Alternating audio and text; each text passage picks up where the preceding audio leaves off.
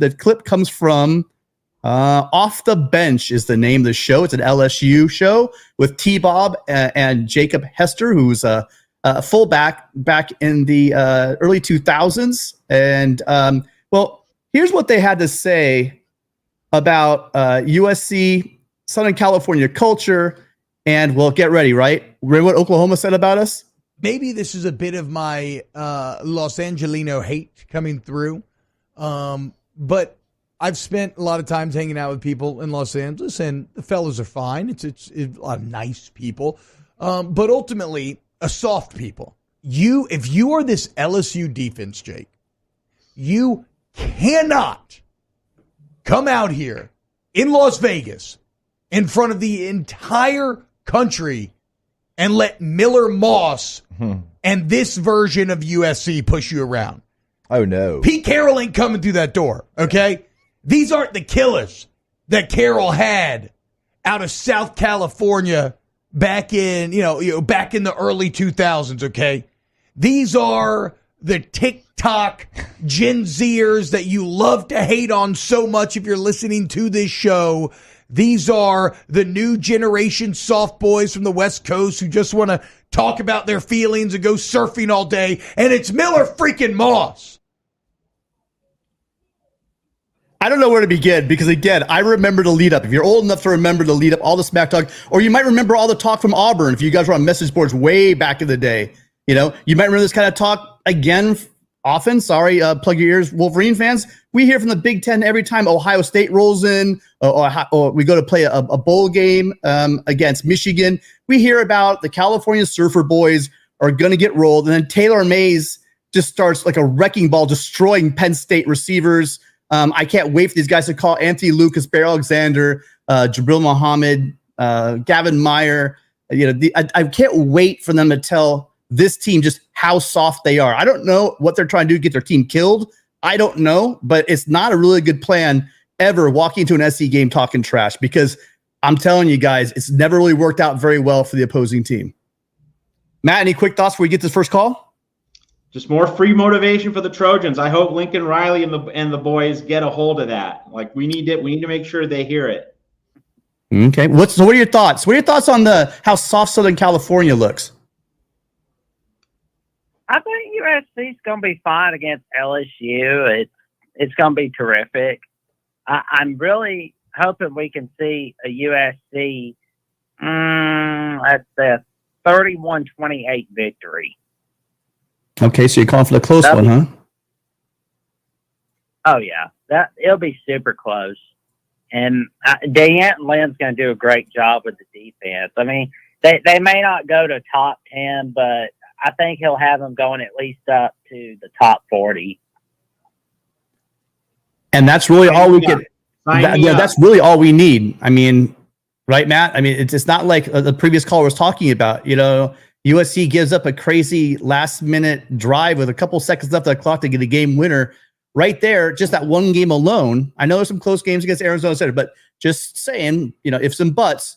But that game right there turns around the tune a little bit because then you're looking at a 9-win, a 9-5 season, and and probably changes maybe even the bowl situation. But we're gonna find out. Again, I've been tired of saying that all offseason. That's why I said this is absolutely the longest offseason I've ever been as following the Trojans in any capacity. And so I can't wait for them to see what's going on in the field, Matt. I think that they're not going to be as soft as advertised.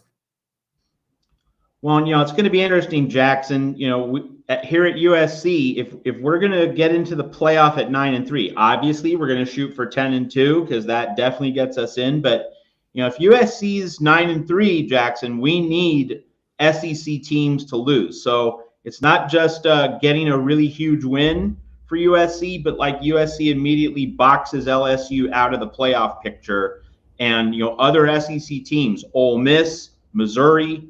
They might be in the college football playoff mix. So, we just need to see these SEC dominoes fall. I saw that same clip earlier today with LSU, and I thought it was kind of funny because I started doing my number search, and I looked up the LSU Missouri game because Blake Bakers was the DC for Missouri last year, and LSU and Riley ran a fairly similar offense last year. So it almost gave apples to apples comparison.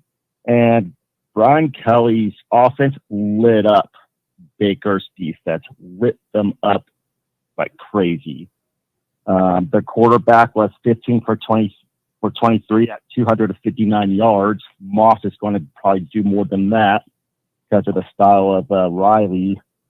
But they also had 274 rush yards on Baker's defense. And so just to kind of get that groundwork of how it is, yeah, players will make things a little bit different, but I don't know if this defense will be as lit up as some of these commentators on these different shows are saying. It's like, I just don't see it. When you start comparing statistics, I just don't see it. Mm-hmm. I think he's a great C. He did a wonderful job with Missouri, but against USC, I just don't see them stopping their air raid offense. And SC's not soft. They put on 1,400 plus pounds as a team.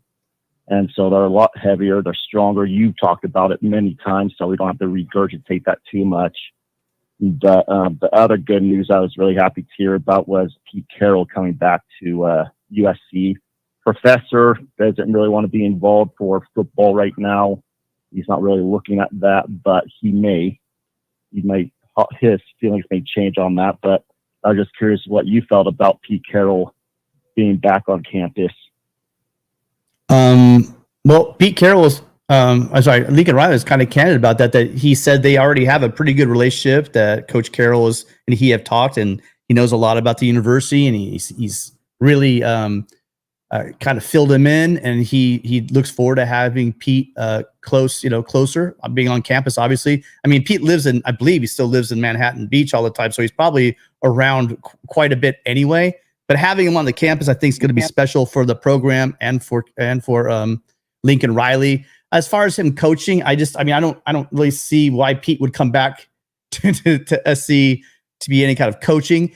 Maybe some kind of analyst role. I mean, it was kind of weird because he said, whether it's in he being Lincoln Riley, he said if it's in an official capacity or unofficial capacity, he welcomes any of his input. And believe me, when you have a Hall of Fame coach I'm not going there with the NCAA Hall of Fame rules, but you have a Hall of Fame level coach like Carroll on the campus with you. Be great for just getting some pictures with parents and grandparents and players. I mean, it's a great opportunity just having him around the program. And then obviously anything he can glean from him. Pete Carroll is, again, one of the greatest coaches of all time. So that's great news. What are your thoughts, Matt? Imagine having Pete Carroll on a recruiting visit for a top defensive lineman, pass rusher, with Coach Henney. My goodness. Yeah, you could stop by and have Reggie, and then had that Polamalu in there. On the way through the coaching staff, they see Taylor Mays. Oh, by the way, there's Pete Carroll. And then in cruising through, it's just really something really special. And I think that people are maybe reading a little bit too much into this. I mean, Pete's gonna have one eye what's going on in Seattle because his son Brendan's the OC up there, and I'm sure as where his heart's at USC. Blood is thicker than water. I'm not saying that SC's water to Pete, but his son is coaching up in Seattle with Bill Belichick, of all things. That's a pretty crazy combination to have on your staff as your defensive coordinator, offensive coordinator. Two GOAT sons on your coaching staff. But great call, Kyle. Appreciate you very much. Again, you're one of our regulars. I hope you continue to call throughout the season. Oh, a lot. I know you guys are talking about that LSU group, and then I'm looking at some other LSU fans. Like, I don't know if you've seen that Go or the LSU Football fan account on Twitter. He talks about, it's a different coaching staff, so that's irrelevant now. Different coaching staff, like okay, you can have a different coaching staff and it's irrelevant, but we can't. Make that make sense. Like you completely just say, oh yeah, we have a different coaching staff, so it's irrelevant for how our team's going to play the next year. So like they've had 4 opening season openers with L's. They even lost to UCLA. That's embarrassing. Like even if you had a horrible coaching staff, as LSU, you should not be losing to UCLA. So they're making all these excuses. But the moment that we talk about we have a new defensive coach staff, like, oh, Lincoln Riley can't have a good defense. So everyone else can make excuses, but we can't. We can't have, or not an excuse, but we can't have a reason why our defense is god awful. Like, it makes no sense. And I'm just ready. I'm ready to be out in Vegas for this game. It's going to be great. And they're saying we have a new staff on the defense side, but they've replaced both coordinators, and it will be interesting to see what they do. Listen, no one should be overlooking LSU. I mean, we can joke around all we want, but LSU is a quality program. Yeah. They're going to have athletes.